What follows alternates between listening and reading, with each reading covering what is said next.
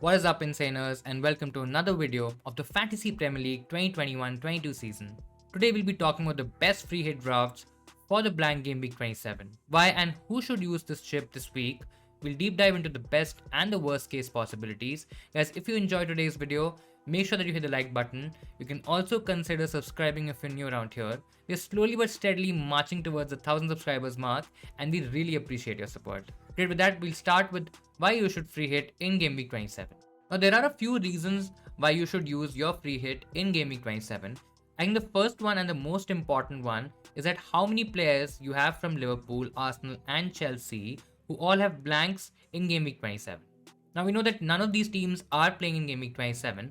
So if you have a good amount of, let's say, 5 to 6 players, maybe even more, and you might not want to take so many hits, I think using your free hit chip is a great option. I think the second reason is also to kind of take advantage of good fixtures for the likes of Man City, Man United and Tottenham, where not a lot of people would be going for, let's say, triple ups, maybe even double ups on the likes of Man United and Tottenham in their regular teams, also with their regular transfers. So you can definitely attack the upside, the attacking potential for all the Man City attackers, even for a Man United differential pick, which not a lot of people would have, along with a double up on Son and Kane, which looks pretty good.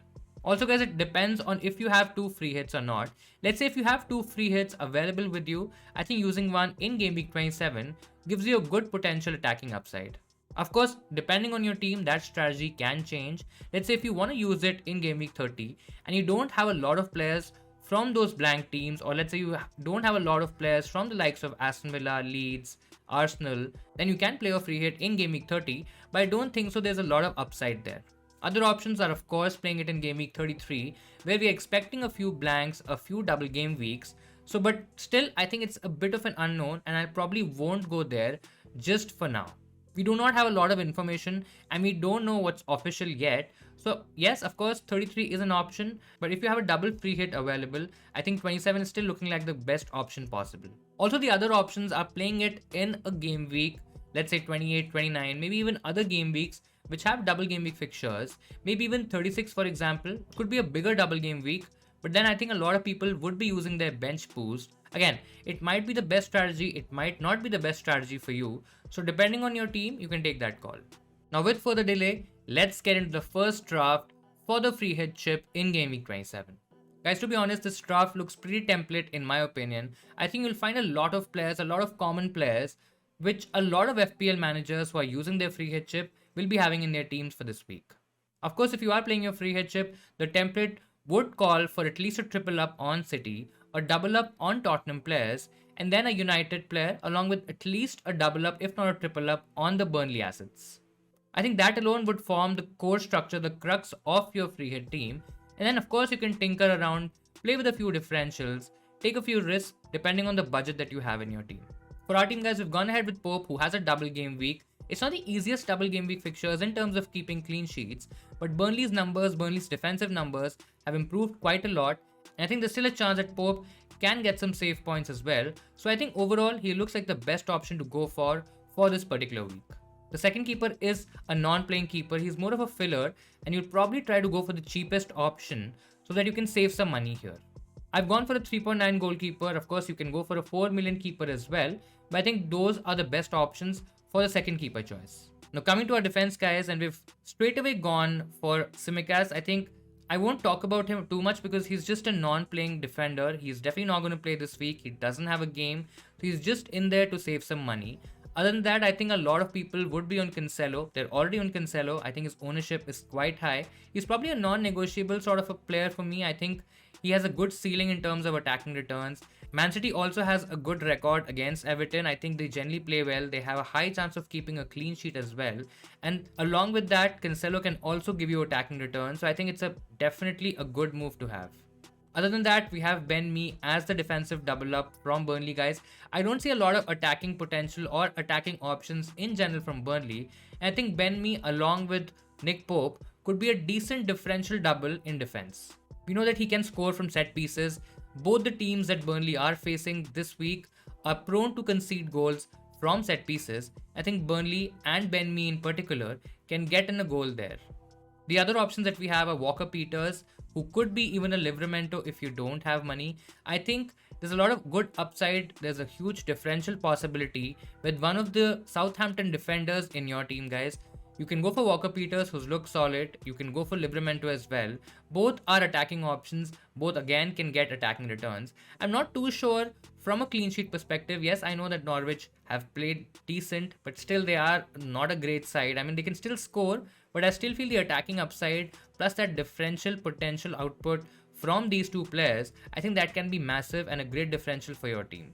It's simple as that. If you have money, go for Walker Peters. If you can't afford Walker Peters, you can definitely go for Livramento, who might be a slightly popular choice. Our fifth defender is a Man United defender, guys. We have Diego Dallo in our team right now. It's also because of budget, and plus we also do not really know who out of Shaw or Telles would start. I think there's a slight risk there. I mean, we can definitely go for Telles, who has more attacking upside, maybe slightly more than Shaw. It's not that certain, but again, we don't know. Telles can still start, but I think Dallo on the other side looks a little bit more nailed.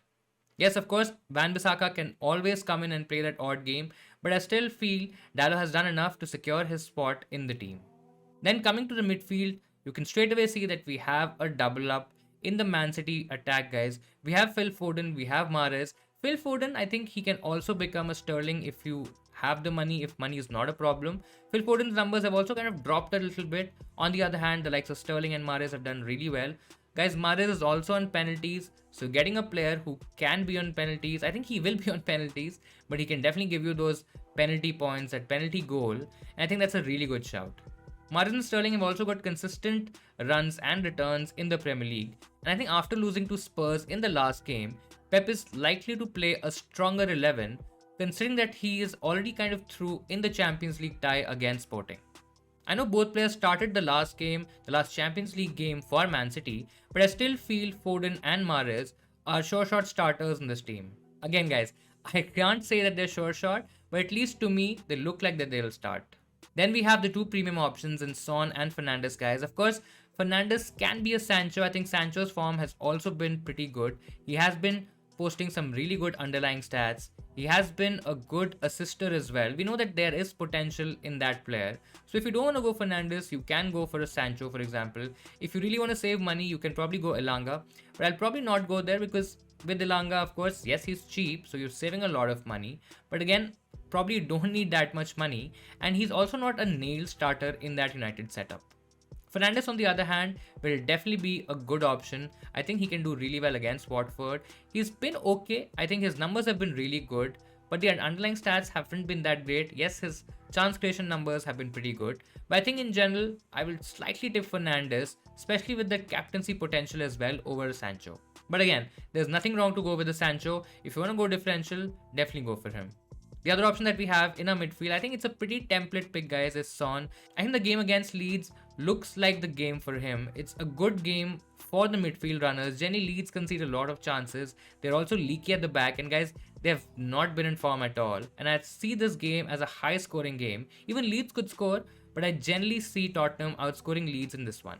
So I'll definitely go Son. I don't think so. There's a debate in terms of going for any other option apart from Son in midfield from Tottenham. In this particular draft, guys, just to save some money because we're playing a 3-4-3, we've gone for Gilmour, who's a cheaper option at 4.3 million in our team. Of course, if you have some money, you can go for a Ramsey from Aston Villa, who probably could give you some more points. But I think Gilmour in this setup is fine, considering that he can still give us some points from the bench in case any of the Man City players or any other players do not start and do not feature in the game. Among forwards, guys, we have a trio of Adams, Kane and Weghorst. I think the template would be a Southampton attacker. Kane and Weghorst, I think that's pretty much set. I think Kane, really, there's no debate in terms of having him in our teams. I think he's been really good. His numbers have been quite attacking, guys. He's up there in terms of expected goal involvements, expected goals, in terms of shots, in terms of chance creation. I think it's all up there, and I think Kane is sort of a no-brainer for me. Weghorst also looks pretty good. I think he's the most nailed, or probably he's the best attacking option from that Burnley team, guys. Burnley, if you remember, has a double game week this time around. I think Weghorst for that double game week, considering that he did really well last game week as well, I think it's a pretty solid option. Third option is Adams, of course. Adams and Broha have sort of recorded similar numbers. So if you want to save some money, you can go for Broha. But I think Adams as a differential punt over Broha, I think Broha is going to be slightly more owned by FPL managers who are on a free hit this week. But if you want to go for differential, their numbers are quite similar. Again, you can argue that why would you go for more expensive players if the numbers are similar? But again, if you want to target a differential, if you probably feel Broha might be rested or might probably not last 90 minutes because of his fitness issues, you can definitely go for Che Adams. Now this draft, guys, it has 0.6 million in the bank for us.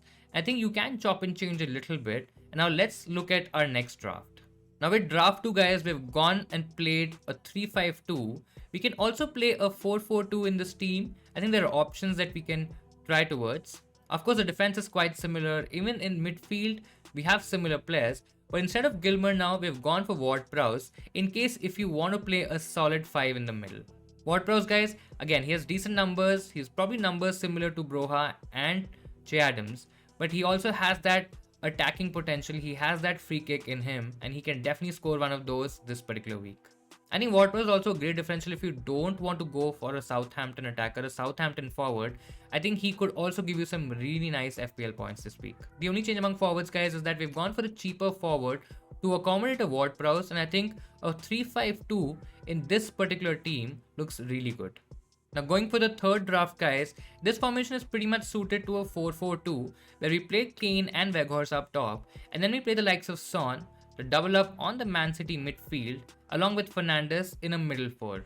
Ramsey would be on the bench, but I think he's a great bench option, especially considering that Sterling, Mahrez, maybe even Cancelo, or at least somebody, let's say if he doesn't start, Ramsey can definitely come from the bench and give us some points. If you see in this particular draft, we've gone for Livramento. That's to kind of play around with the budget. Also with this draft, we have 0.3 million, so there is slight flexibility in terms of which players would you want to go for, and you can make certain upgrades elsewhere. Overall, guys, I think the free hit in Gameweek 27 is quite template. I mean, there are 7 to 8 players that you should definitely have in your team. You should have a double up on the Man City attack. I think there's great value there. You can take a decision in terms of doubling up on the United attack along with Fernandes and Sancho, or you can just go for one of them. You can definitely double up on the Tottenham attack with Son and Kane, and at least go for a double up, if not a triple up, on the Burnley team who have a double game week, the only team to have a double game week this week. Rest, again, guys, it depends on your budget. It depends on how much risk are you willing to take. But there are some really good options that you can take advantage of. These were our free hit drafts for Game Week 27, guys. Do let me know in the comments below what you think about those. Do let me know if you are free hitting this week and what is your team looking like. So guys, that'll be all from my side. I hope I was able to give you some clarity in terms of your free hit team if you are using the chip in Game Week 27. Do smash that like button if you enjoyed today's video. Don't forget to subscribe to the channel as well, guys. Keep tinkering with your teams, and I'll see you insaners next time.